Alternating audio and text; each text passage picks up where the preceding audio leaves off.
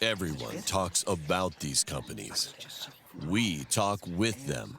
Welcome to Insider Talks, the show where we interview China-based professionals on hot and thought-provoking topics. Hello, everyone. Today I'm with WUYI. You are the founder and CEO of WUYI Brand, which is an agency. You're presenting yourself and your company as a branding and design strategy cabinet based in Shanghai and Paris. And what I really liked in what you sent to us to prepare this talk, this interview, is that you are putting in your presentation a vision on how beauty and cosmetic companies, especially, but not only, but specifically beauty and cosmetic companies are playing within the Chinese market. And with most branding companies I talk to, I see they are talking with a lot of intuition, with a lot of about their own feelings, their own intuition. But here, I found a document which was in between data, observation, what's working, process, organization, and also perception, intuition, and vision.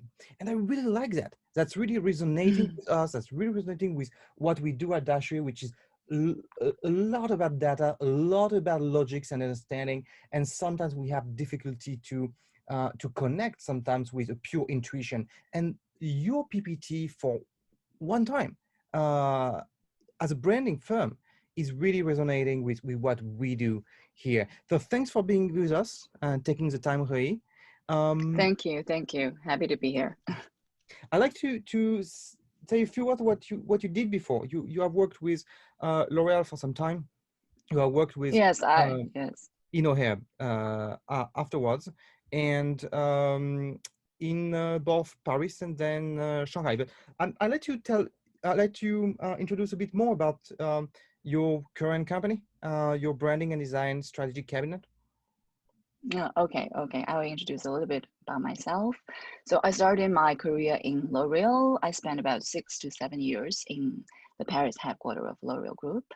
As a project manager, basically in DMI. So this is a service, a core service of L'Oreal in charge of the global branding and product strategy. And then I came back to China, my home country, to be in charge also of L'Oreal's new brand, Meiji. And then after Meiji, I went to Herb, which is also a top tier Chinese beauty brand, a local brand. And then today, now I founded 1 year ago the branding agency WUYI, which is also a subsidiary of WYB China in Shanghai. Basically, our service is more focused on uphill strategy of a brand, which means comparing to a lot of marketing strategy or communication agencies, we are really focused in branding part, the product part, and all the BGC, let's say, brand generated content part. So our service is more about uphill thinking, uphill strategy of how to build a new brand in China, especially in beauty market.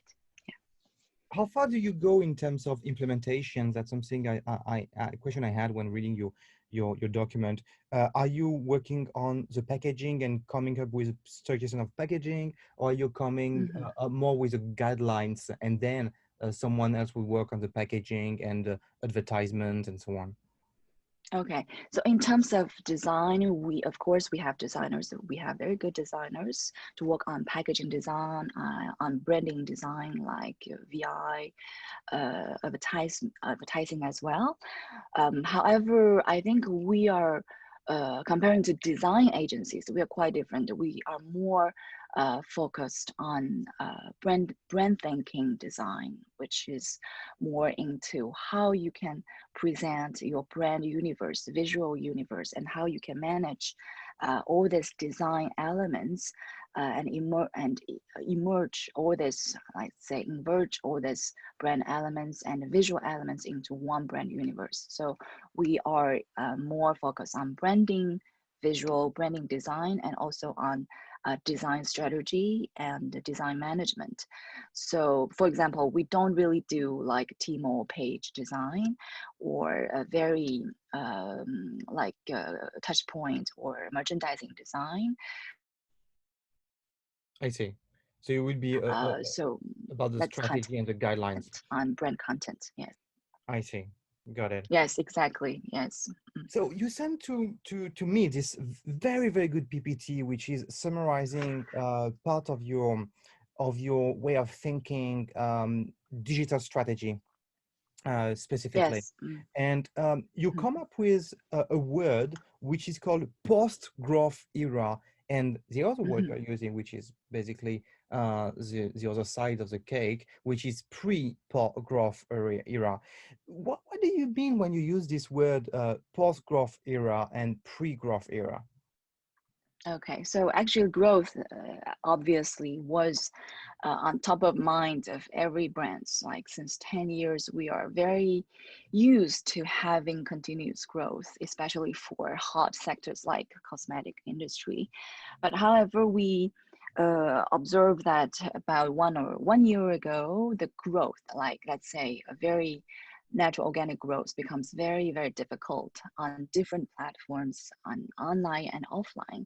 So let's say growth is still very promising and very possible in cosmetic industry, let's say, but how we can drive growth, all these success factors have changed, and also the consumer have changed. So whether the brand, the new brands or old brands can seize the new opportunities of new growth is super important. So why we talk about post growth, because the growth is no longer the same growth, or the tools are no longer, let's say the growth drivers are no longer the same. So they're even like very dramatically different from, let's say, the pre growth era or the normal growth era. So yeah, let's talk about growth today. I see, I see. And in this document, you're indeed talking about growth, but you're also talking about the growth of new brands, brands which Hmm. are Chinese, for instance. You're using the word Yes. DTC, and Hmm. DTC is usually used as a word direct to consumer, but I feel you're Hmm. also using the word DTC as Douyin Tmall consumer. So Yes, yeah, yes, I yes. felt sometimes I'm not sure the one you are using. When you say that the global DTC trend, if it's global, I believe it's direct to consumer, talking about the global. But in the Chinese market, you said that Chinese companies, Chinese brands have emerged more rapidly and more with more visibility over the last 3 years, if my understanding is correct, and with more Yeah. DTC approach. Would you mind telling us more about your perspective on DTC, direct to consumer? Some people are using the word private traffic as well. Yes, I see. Private traffic is very new, like say, very hot, a hot topic today. I feel DTC in, it's also a very hot topic, but in China, DTC is quite different because, we don't have like a very mature direct selling or direct communication system, ecosystem.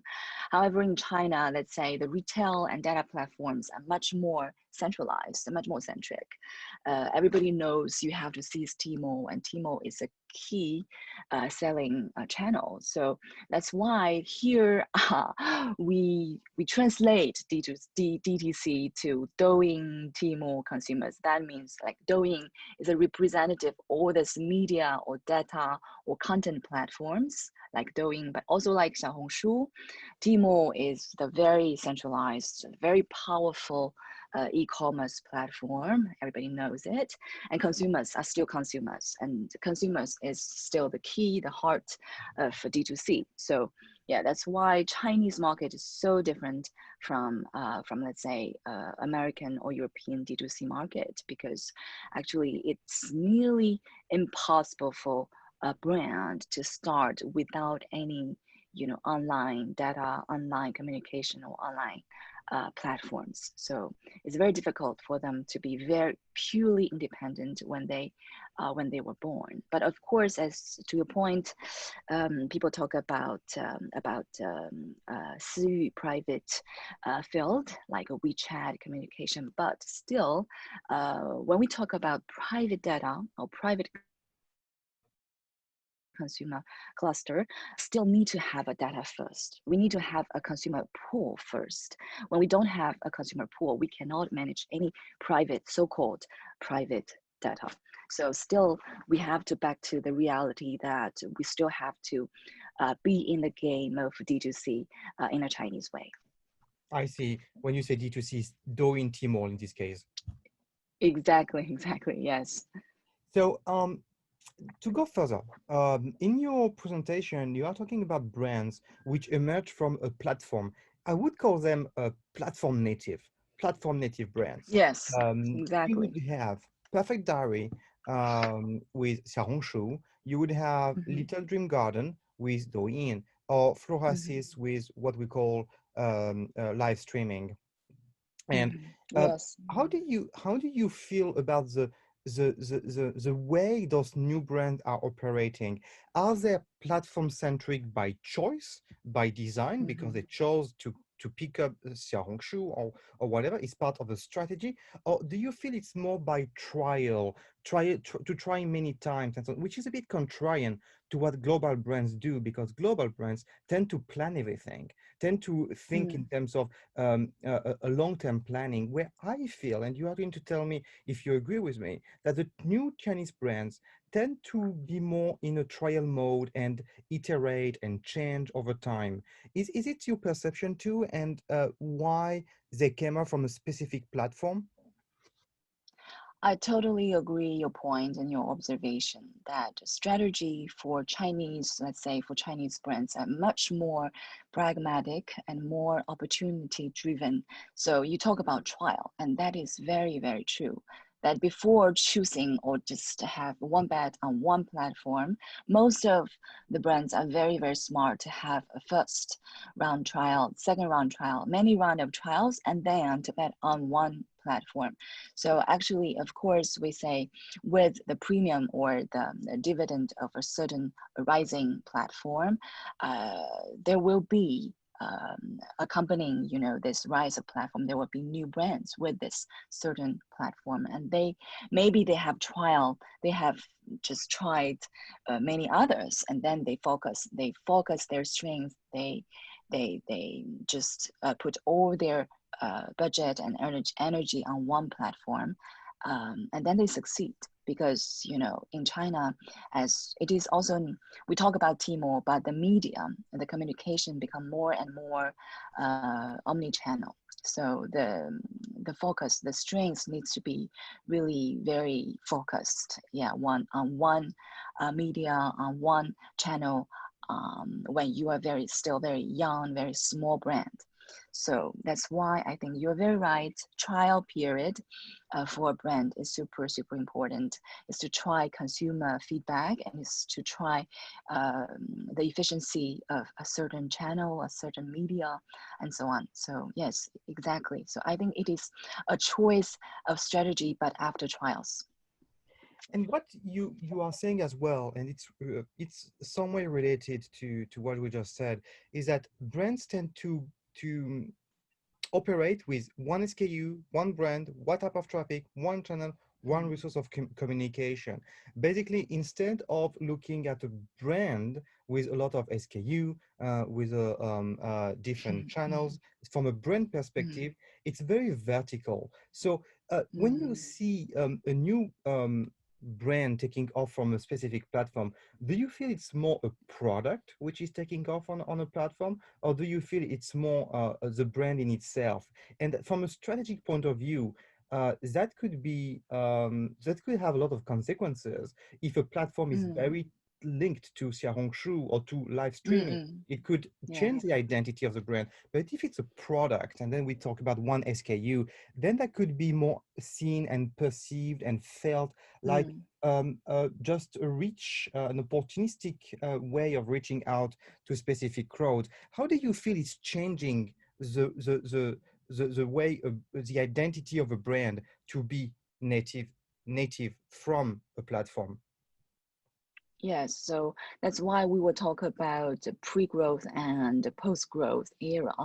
And before, like let's say 2 years ago, we talk about baoping, which means one hot sell SKU or star SKU for a certain brand. So so brands tend to spend a lot of money on one star product and on one certain platform. But it's true that consumer perceive the brand as a product, as one product driven brand, or one category driven brand. For example, last year, a very hot brand called Color Key, they just succeeded with just one SKU, or let's say one product, which is the airy lip gloss. On on Tmall, they have sold more than 4 million units. So just one SKU has supported the rise of a new brand. But it's true that in post growth, let's say post growth area, how to build a brand become a real challenge, instead of how to build one certain hot SKU, because brands realize that after one certain hot SKU, how your business can sustain and how the repurchase rate can be sustained. This is about the vitality of a brand. If you only have one SKU, if you are super vertical, of course, within a short time you can have a super big amount of sales, but then how the brand is not sustainable. So then on post growth era, let's say, brands are much more focused in a more, let's say, synergetic, a more comprehensive approach of marketing, and they also broaden their product pool. So they start to develop new products, new categories. They start to expand their basket. So actually, it's true that if you want to be a sustainable brand, you have to be multi SKU. You have to be multi-channel, and you also have to be your content should be multi dimensional in this way. Yeah. Do you feel the fact that some brands are starting from Xiaohongshu, Douyin, or live streaming is creating a specific identity? Do you feel that the identity of Perfect Diary is still linked to Xiaohongshu, is still shaping its identity, or do you feel that actually it's just a start, it's just a mean, and it's not influencing that much their identity in terms of new brand? I think Perfect Diary is a very good case, a very successful case to show that how a brand can grow continuously at different life stage. Yeah. Perfect Diary really chose a very right strategy. As you said, at the very beginning, they focus on Xiaohongshu, but then when they have a certain consumer base, they shift, to also Douyin, and Douyin, they did a very good job on Douyin, and also with with the help of their investors, they have a huge amount of budget to spend on Douyin and even Kuaishou, or this kind of live streaming platform. So when they have more data, when they have more consumers, yeah, they grow very fast on Douyin. And then today, everybody is talking about their private field, talk about their WeChat groups. So, WeChat groups are kind of D2C, kind of private channels. So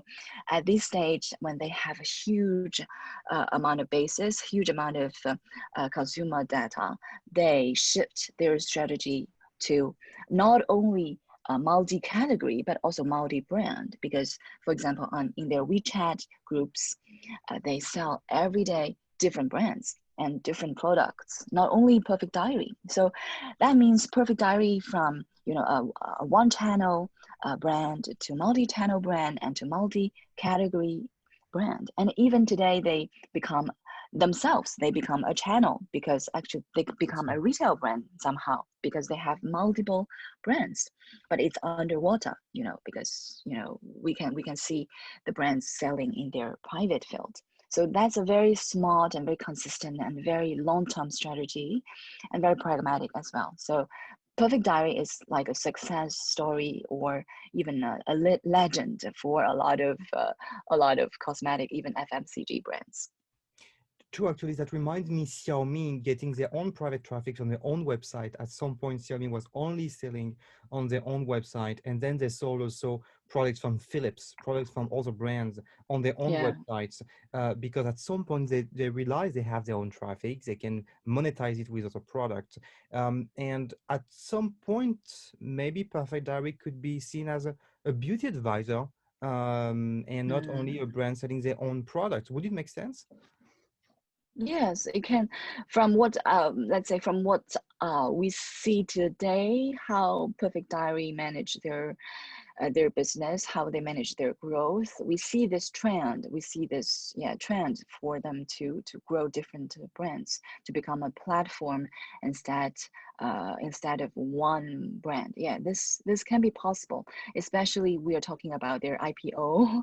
So when they have more money, more investment flowed in, maybe their strategy can be different. But yeah, let's see. It's very hard to predict for now yet. We Sure. see still very strong growth offline. For example, they're still expanding their offline business, their flagships, very, very fast. So yeah, let's see if they will become a Xiaomi or Zara. So Yeah, let's see. good comparison. Yeah. About Chinese brands, so we mentioned a few of them, and in your vision as well, you are saying that uh, we see that after the peak of local brands, so local being Chinese because we're in China, the Chinese consumers are turning to premium brands, global brands, and expert brands. And Mm, usually those characteristics are more linked to well-established foreign brands, mm, premium, global, expert brands. Uh, mm, mm. or do you feel that, does it mean that you feel that Chinese brands, in order to sustain the business, they have to become premium, they have to become global as well, so to expand overseas and to be global brands, and they have to become expert brands on a specific category, if my understanding is correct? Is it what you are envisioning for the Chinese brands and the next step of development for them? Mm. Exactly, we saw this trend of somehow premiumization of local brands, and because we see the rise of Z generation, and Z generation they have a higher spending power, purchase power than the X generation. Even they are much younger. Even some of them haven't been professional active. They haven't uh, earn their own money, but they are very powerful, consumers. For example, we have the data of like like Z generation. In average, they can spend like about 4,000 from 3,000 to 4,000 yuan every month. It's like their available spending every month, comparing to 2,000 average Chinese average. So actually, these generation, they are, let's say, they're richer comparing to their parents. So that's why they're more free, and they have more capacity to buy a higher priced products, not only good for value products. So we saw that their choices, their purchasing behavior becomes much more complex, because somehow they're a little bit conflictual, because they're super rational consumers. They need to dig into every product. They had a like very thorough study of every product, the product technology, how they made it, what is a brand, how the KOL talk about them. So they made a very thorough study before their purchase. But on the other hand, they're also very intrusive. They're very emotion driven. For example, we see this shift of a value, of a societal value or social value, purchasing, of sustainability issues, of all this, apart from functionality, apart from value for money thinking. Z generations, let's say Z gens, they are more rational, but at the same time, they have different, more complex purchasing drivers in their mind. So that become very, very complex for brands to manage their content and to manage their communication. So that's why we see there is certain premiumization in certain brands. For example, Florasis, Huaxizi, which has about 30 to 20% more expensive than Perfect Diary. But just July, we saw Florasis has surpassed Perfect Diary on Tmall, their sales. So that's why we are talking about new growth drivers, not only about quantity, but also about quality, about content, about emotion. So about a lot of other factors, about design, about aesthetics. So this can be really more complex, more multidimensional for new brands if they want to have a premium. If they want to have more gross margin, they really need to build this very complex brand content and product quality. That's a very interesting contradiction. Your work is focusing on branding, strategic branding, and a lot of branding firms are going to insist on the emotional benefits. But here you are also insisting on the functional benefits as well, because the Gen Z is trying to deeply understand the product and being influenced by the emotions. And I'd like to take some of the examples you are mentioning in your PPT. One case you worked on, if my understanding is correct, is Wonder Lab, the meal replacement for weight loss purpose, which has a very clear purpose, very functional. So when you have such a functional brand which is going to talk about weight loss, how do you play with its branding in order to convey emotions as well towards Gen Z? What was the logics behind, the thinking behind? Yeah, so that's why we talk about not only about product, but also brand. So a brand is a sustainable brand must be both rational and emotional, because both you have to be driven by the product itself and then also by the loyalty as well. So how you build your loyalty is a very, comprehensive subject. You talk about Wonder Lab. Let's talk about also ingredient-driven clusters, consumer clusters, because we in beauty industry for a long time, like for about 2 or 3 years, we see the rise of 成分党, which means ingredient-driven products. It was at first brought from overseas brand like DSIM Group, like Ordinary, and then developed by Home Facial Pro. So they are a kind of, a type of brands that are super rational, and they focus on 1 or 2 certain ingredients, and the percentage of their formula, like a very numeric and very rational, and how it functions, what is the technology behind, and what is the benefit, the result, and so on.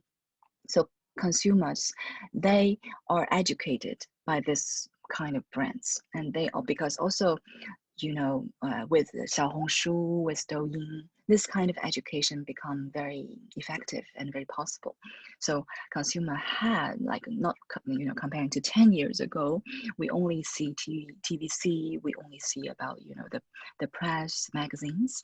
We cannot have a very thorough, very complete information about the functionality part. So brand only talk about stories, like a brand like L'Oreal or Estee Lauder, they focused very much on storytelling.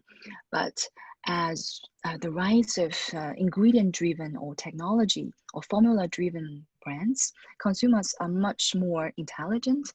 So they're even we say that now today, the consumers, they're intellectuals, they're skincare or they're beauty intellectuals, because that's why we see the rise of KOC. They're consumers, but they're also KOLs. They're also professionals in some way. So that's why this kind of rationalization of branding has been very on trend. during the past 2 years, 3 years. However, we also saw that brands like a Wonder Lab, to your point, they successfully combine both functionality, product, both technology and ingredients with aesthetics, with a kind of style, a kind of emotional value. So this combination of both characters become very important for today's brands, because now if we only talk about ingredient, it is just or about function, it is only the baseline of a brand.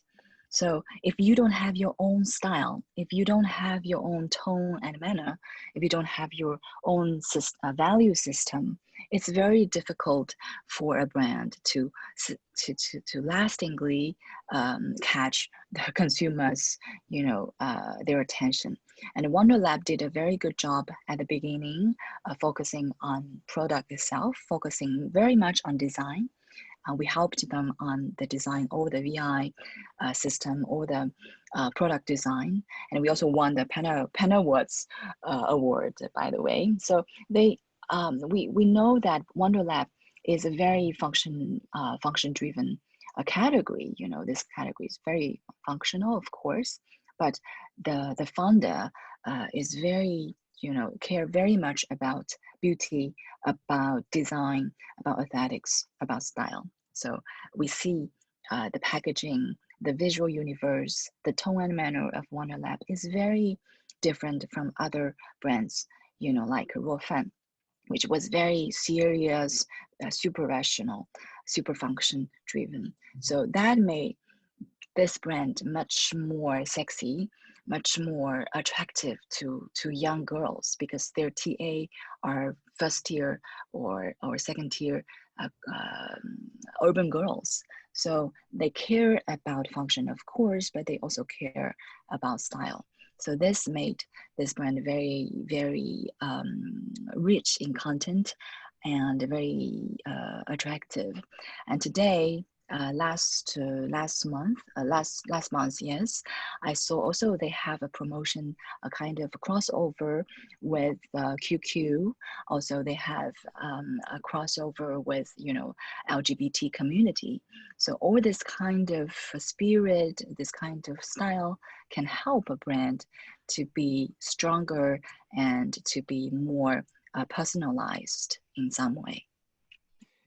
What would be your process as a branding strategic firm to think on the VI of such a brand where the functional benefits are key because it's a weight loss. So you are looking at it's something you are going to put in your body. It's something that has to be secure, and you might be tempted to insist on the performance, on the security, on the safety, on good it is for your body. But you came up with a design which is much more like inspiring, about a very artistic with Yeah, very arty.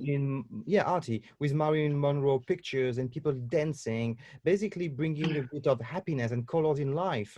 What's the process of thinking, of work that pushed you to go to this result? Yes, actually, when we see this result today, we see it's very arty, very aesthetic, very lively, very fashionable, very stylish. But actually, as you said, it has been, going through a long process of thinking and design thinking. Because back to the product, back to the category, it is a very rational category, and it's also there is one point that is a kind of very key challenge for this kind of category, is that consumers tend to buy this kind of functional food, but it's very difficult for them to repurchase or to continue this habit, this behavior. So this is a key challenge for this kind of functional food, because consumers are very easily to give up or to forget. So we want this product, this packaging can somehow attract them and somehow to remind the consumers that some moment, some life moment you can enjoy. Of course, you can have your benefit, your functional benefit, but it's also a moment of joy. It's not a moment of just only about to suffer a kind of bad taste food, or to suffer from your weight losing program, but also it's a magical moment, because back to the strategy Wonder Lab, from their brand name, wonder is about wonderful, about magic. It's about wonderland. So this kind of magic in the brand, we want to convey to consumers. We want to convey them like can be a magical moment when you have your beauty dream, when you have your beauty meal. It is not a boring moment. It's not a banal moment. It's not a routine moment, but it can be a magical moment when you open this little fatty bottle, this colorful bottle. You are kind of cheered. You're not like upset. So this kind of drive, this kind of emotional drive or kind of incitation can help consumers to enjoy this experience, this because it's a meal replacement. So it can be tough to keep this routine. So that's why we want to make it more magical, more wonderful, and more interesting. To make it a more interesting gesture. You mentioned Gen Z, Gen Z, which is part of a bigger topic, which are new consumers. And the other new you are using is new usage scenario, new purchase scenario, new content scenario, new product need, and new emotional needs. If we look at what's new in the beauty and cosmetic sectors over the last 3 years and going now, what would be your take in terms of new customers, new scenario, and new product need? You are mentioning, for instance, as some examples to illustrate the new product need, Z generation cool makeup, maybe less functional, maybe less professional, but to look cool, with Crocs as an example. You are using as well an ideal product for people troubled by insomnia. So with a new need to treat insomnia, and a good looking option for quick and easy muscle. But let's focus on maybe beauty and cosmetic. And what would be for you the trends which are sizable and which will last for you, which are not, like you say, some traffic dividend and pre-era growth where you capitalize but you cannot grow with it long term? What would be a long-term mega trend you are seeing changing? Okay, so for Chinese consumers, we still see that, especially among Z generation, there is a very deep need for Chinese brands, but Chinese in a way of culture, in a way of aesthetic. So today we see good for value brands like Perfect Diary, but we see Perfect Diary still using the scenario or storytelling of like same as Western brands. Their visual, their models, even they use they use like blonde and foreign models, and their brand design is not like very Chinese driven. But we saw the rise of florists, Huaxizi. They are using more Chinese elements. They are based on Chinese culture, and they are based on Chinese aesthetics. So on Chinese storytelling. So we see this need of Z generation because they are very proud of being Chinese. They are very eager to have qualitative but also beautiful products made in China and created by Chinese. So we see this kind of emotional need for younger Chinese consumers to expect. This is about culture-driven and aesthetic-driven brands. So this value can always last. How do you explain that? Is it the need for identity? And we see in the world that if it seems that a lot of part of the world need more identity. Some is through religion, some is through nationalism, some is through pride Mm. of their own country. Is it something, is it the same reason you feel that in the rest of the world is a need for identity for this Z generation, which doesn't want maybe to be defined only by the type of work they do, the type of studies they did, or the type of, or the level of money they earn, but also by their roots, the culture. Is it some? How do you explain it? You're very right. I think because China, the Chinese market is still at a different stage of comparing to American market, and Chinese consumers are very at a still different age, still different life stage of foreign or Western consumers, because we were like me. I'm post 80s. We're used to consider foreign products, foreign brands more premium, more valorized, are more expensive. And Chinese brands are low cost, and Chinese brands are not like value driven. But today we see this shift, and this shift maybe already happened in Japan or in America many years ago. But today we see the new generation, they are embracing this shift. And this shift is, of course, about society, about economy of China. So we see this shift is more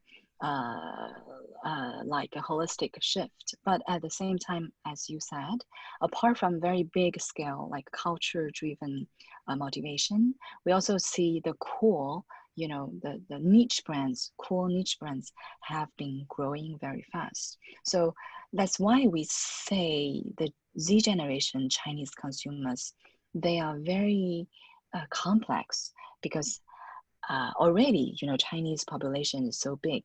Tier 1 city from tier 4 city, tier 5 cities, the Z gen, we cannot generalize one type of Z gen. So in general, most of them, like many of them, are very proud, of course, being Chinese, but also we see uh, the rise of personal identity, the rise of cool brands, or the rise of a certain different, more differentiated style in their taste. So especially in up tier cities. So we see that's why Chinese markets, Chinese consumers are so complicated, because we cannot really generalize them into one type of people. But that's why the market is still very dynamic, and there are a lot of opportunities for new brands to come into this game, because the need gap is still there in terms of culture, in terms of style, in terms of beauty, aesthetic, in terms of coolness. So I would say it's very complex and very integral. So yeah, let's see. New brands need to focus, need to have their own identity, either culture driven, either style driven, either value driven. So yeah, so they apart from being product driven, data driven, yeah, now they have to find their real brand identity to talk to a certain group of identity, certain group of people. But that is a choice that normally is defined by the brand DNA. Yeah, You mentioned the value-driven brands. That could be also one of the mega trends to look at in exactly. in beauty and cosmetics. Is what values. From the research we did in the past, we found out that the values in China could not resonate the same way as they do in the West. To take one example, the male-female gender balance, equality, Mm. seems to be conveyed in China like woman power, or a Mm. powerful woman, or energy to successful woman. And it seems that the value-driven brand would not be on this on the same values the emphasis on the same elements in China and the West. What would be the values which resonate for you in China now? Yes, so it's true that it's quite different from, it's different, but it's also, let's say, universal somehow, because Chinese, let's say, we saw that the rise of the caution, or the caution in sustainability issues in China as well. For example, the coffee, the instant coffee brand, the Saturn Ban, they also have their project of recollecting their used bottles, their used packagings, and a lot of consumers are very keen to join this program. And they're very, they agree very much of this kind of sustainable approach of many brands. They think it's very, very cool, and they think it is a new way of consuming. So that kind of sustainability issue, this kind of world friendly, environment friendly concern is really rising in brand building, in brand value building. Yes, and also in terms of woman power, let's say, I think it's more universal as well. We saw the rise of Me Too, um, this, this kind of campaign over the world. But in China, still, maybe we are at a different stage of woman power. Maybe the definition of woman power is a little bit different in a Chinese context. So now a lot of, especially makeup brands, it's very common for them to encourage girls to have their own makeup style, don't to be very, sweet, princess-like, but to be very outstanding, very audacious, to create their own image, their own personality, to be very independent from their family or from their boyfriend. So this kind of trend, I feel, is more universal, but it's true that it is the beginning of a lot of brands, especially the beginning of a lot of brand building approach, that we promote not only about the product itself, the function itself, but also what the brand supportive, what the brand representative. So that's also, let's say, go back to the question of emotional value or societal value. It's, of course, can be a lasting driver for a lot of brands to attract their new consumers. We see that brands are testing with consumers, as we said, and Chinese brands have been very good at being able to do trial testing and so on. But as a strategist, as a branding strategist, how much do you take into consideration consumers? When we look at some brands like Hermes, very luxury brands, they usually say we don't ask consumers what they want because we decide about what they want and we decide about what they like because we know what is good taste.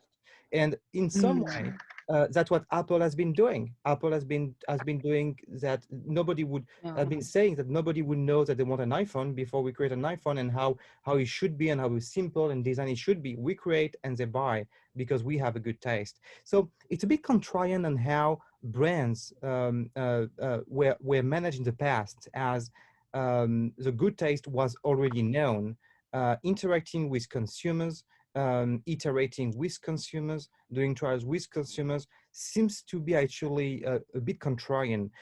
Do you feel the same? And if so, how is it managed?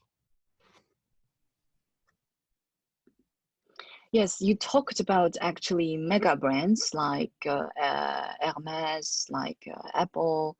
Of course, I think they are, mega brands, world leading mega brands, and they can be very aggressive and very, influential.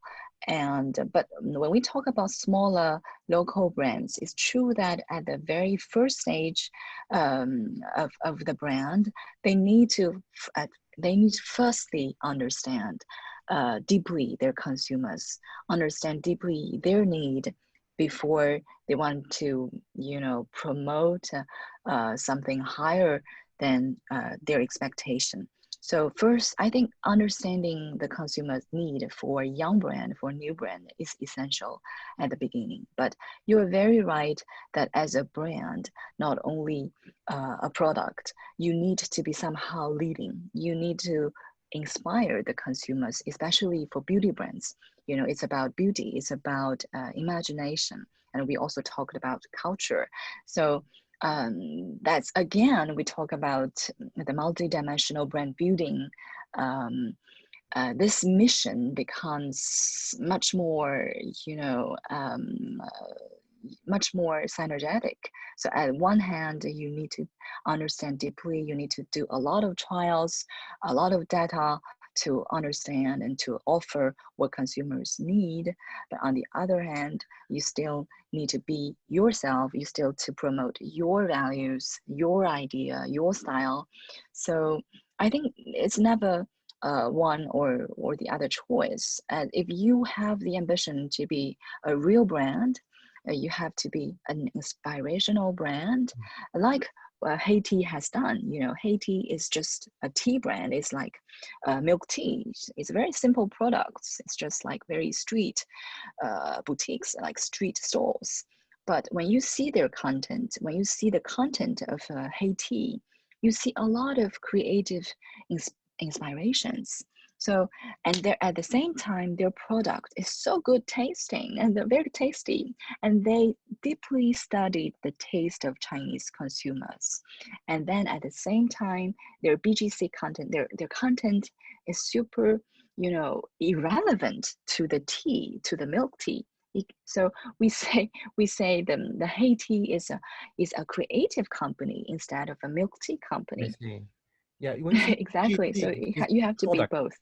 product generated content, right? PGC, and you're using PGC and UGC, which is user generated content, and BGC as brand generated content. Let's say PGC, you can say it's product driven, but also it's more like professional generated content. Is like a KOL generate content. So BGC is on the uphill, yes, of the brand content system. Yeah, so it needs to be managed and initiated by the brand. So this is a proposal. This is offer of a brand. Yeah.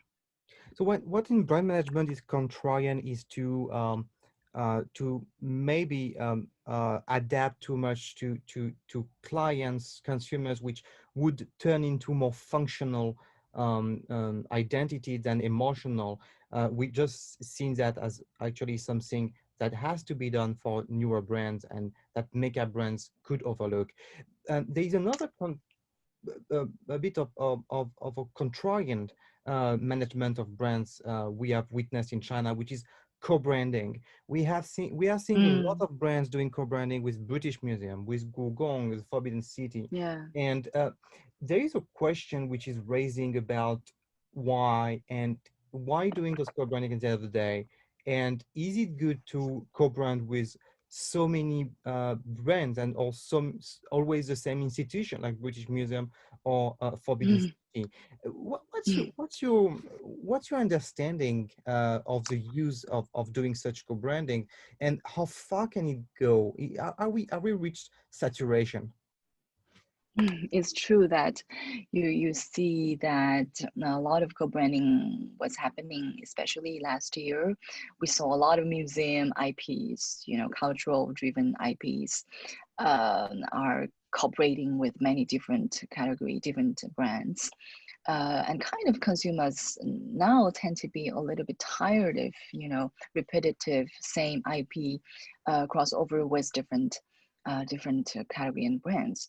But it's true that co-branding is a very effective way to expand their consumer bases and also to attract new consumers. Because, for example, a lipstick brand, how they can talk about beauty when their aesthetic system is not yet very mature.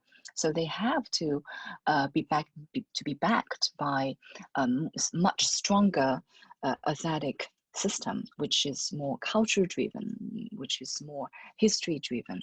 So that's why a lot of beauty brands, they tend to cooperate with museums IPs, with art history, with different art pieces. So because it's a quite easy way to convey their beauty perception, and also to attract consumers' attention to their beauty system. Although some of them, maybe they haven't built their aesthetic system yet. So that is a very pragmatic way for new brands to build a kind of visual and a product content to extend their consumer base. But as to your point, that after all, it is still about your own brand. You know, you still have to know who you are and what is your own brand identity. And when you know who you are, you know who with whom to cooperate with. So then you will be more selective with the brands that can have a real synergy of your product and your identity. And it should be very mutual. So it's not just about expanding, not only about expanding your consumer bases or consumer attention, but it also about your own brand building process. So I think for now, the new brands are more cautious about just simple brand crossover because we see the decline of this kind of influence, this kind of campaign. So I think still, after all, it is a question about who you are and how you can build and how you can enrich your brand content in your own way. So yeah, so crossover is just one of many tools to build your brand content. It should not be overall tool at every situation, every occasion. Yeah, we are heading to the end of the talk, and the feeling I get when discussing with you is that when we look at the bigger picture, it seems like a much more difficult and complex environment than we could have thought before, where distribution was much more concentrated, where the tools were not changing that rapidly, where it was difficult to create a new brand, and it seems much easier now. It means much easier as well to associate your brand with iconic institutions like museums and so on. And it looks much more like a guerrilla marketing, where you have to win one by one, block by block, target by target, TA by TA, target audience is what you were using. Do you have the same feelings that you might have to conquer niche by niche now to be successful than going for the mass market? So I think niche or not really depends on each brand their own strategy. For example, the strategy of Perfect Diary is definitely not niche at all. So they actually, as you said, they conquer different groups one by one, different channels one by one, different communities one by one. So I think it's still a choice. It's a very strategic choice of each brand. If you still want to keep small and beautiful niche brand to attract to a certain kind of community cluster, or you're very ambitious, you want to go up to IPO and you want to be very massive. So massive or niche, it is really about the brand choice. It's not a run of right or wrong, question. So yeah, but after all, it's about TA. It's about who you are talking to at a certain period of your branding process, who you want to talk to and who they are. So what kind of content you offer to them, and what kind of resonation that you can create, what kind of dynamic you can create with your TA. I think still mass or not, still this is a key. The conversation, the dialogue with your TA or your TAs are super, super important. That's why we are still we give a lot of emphasis on content, on brand content, because that is a content that can convey your brand values, all your brand system, your brand identity, and so on. So the content-driven communication can be very important to new era brands, and also to new era Z-Gen, for example, consumers. Thank you very much, Hui. It's already soon Thank you. 1 Thank you hour. for having me.